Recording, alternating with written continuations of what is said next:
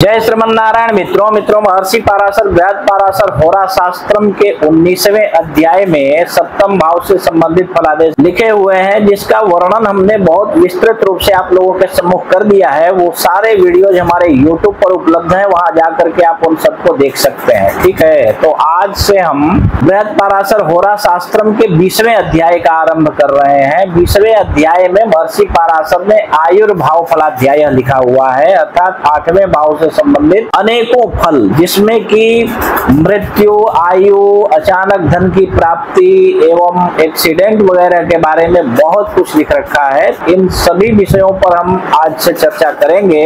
इस 20वें अध्याय में कुल मिलाकर के 15 श्लोक है। दीर्घायु योग 3 श्लोकों में महर्षि पराशर ने लिखा है। उन तीनों श्लोकों को देखते हैं, पहला, दूसरा और तीसरा।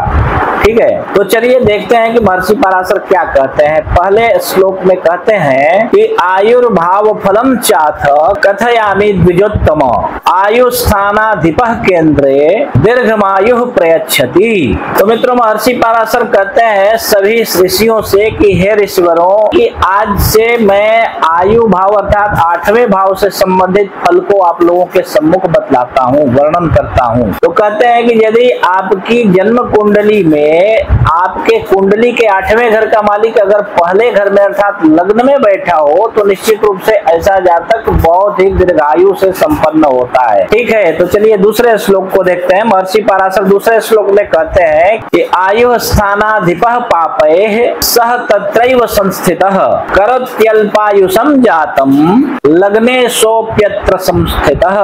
तो मित्रों, महर्षि पराशर कहते हैं कि यदि आपकी जन्म कुंडली में यही अष्टमेश अगर परपर भावों में स्थित हो, कुंडली के दूसरे, 5वें, 8वें और 11वें घर को परपर भाव कहते हैं, तो अगर इन भावों में स्थित हो तो जातक मध्यम आयु वाला होता है, और आपो क्लीम भाव में स्थित हो तो अल्पायु वाला होता है। अब आपो क्लीम भाव किसको कहते हैं? जन्म कुंडली का जो तीसरा, छठा, 9वां और 12वां घर होता है, उस घर को आपो क्लीम भाव बोलते हैं। तो अगर आपकी कुंडली के 8वें घर का मालिक इस आपो क्लीम भाव में अर्थात तीसरे, छठे, 9वें और 12वें घर में बैठा हो, तो निश्चित रूप से ऐसा जातक अल्पायु वाला होता है।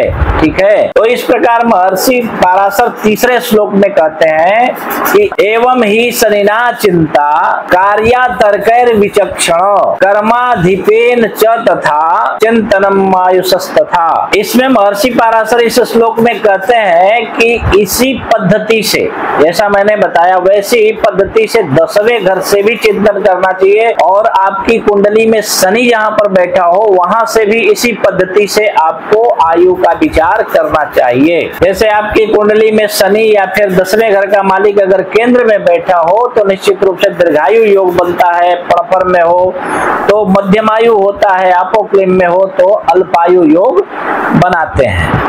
और अगर बहुत सारे पाप ग्रहों की दृष्टि से युक्त हो या फिर बहुत सारे पाप ग्रहों के साथ में बैठे हो तो भी अल्पायु योग बनाते हैं। ठीक है, इसी प्रकार आप अपनी भी कुंडली देख सकते हैं, और अगर आपको कुछ समझ में ना आ रहा हो तो आप हमारे YouTube पर आइए, वहां आकर किसी भी वीडियो के कमेंट बॉक्स में अपने बर्थ डिटेल के साथ में अपना प्रश्न भी लिखकर छोड़ दीजिए। हमें जैसे ही समय मिलेगा हम आपके प्रश्न का बिल्कुल निःशुल्क और सटीक उत्तर YouTube पर ही दे देंगे। और अगर आप हमसे वार्तालाप करके अपनी कुंडली के विषय में डिस्कस करना चाहते हो तो फोन करके कहीं भी बैठे हो अपॉइंटमेंट लेकर के आप हमारे साथ बातचीत कर सकते हैं। अब देखिए, बहुत सारे लोग हमारे पास ऐसे आते हैं जिनको ज्योतिष की जानकारी होती है, और ये जो मैं आप लोगों को बता रहा हूँ, अगर आपको ज्योतिष की जानकारी नहीं होगी तो आपको समझ में भी नहीं आएगा। तो बहुत सारे ज्योतिषी लोग हमसे संपर्क करते हैं अपनी कुंडली या अपने परिवारजनों की कुंडली या अपने रिश्तेदारों की कुंडली दिखाने के लिए, तो उनको बताने में भी मैं बृहद डिस्कस नहीं कर सकता, नहीं बतलाता हूँ कि टाइम वेस्ट उनका भी हमारा भी, क्योंकि उनको जो चीज की जानकारी है वो बात बता के मुझे कोई लाभ होने वाला नहीं है। तो इसलिए मैं उनको बहुत ही सटीक बातें कुछ बतलाता हूँ और उनको बिल्कुल जल्दी समझ में आ जाती है। अगर आप नॉर्मली जो प्रश्न पूछेंगे वो हम समझाएंगे। ठीक है, जय श्रीमन नारायण।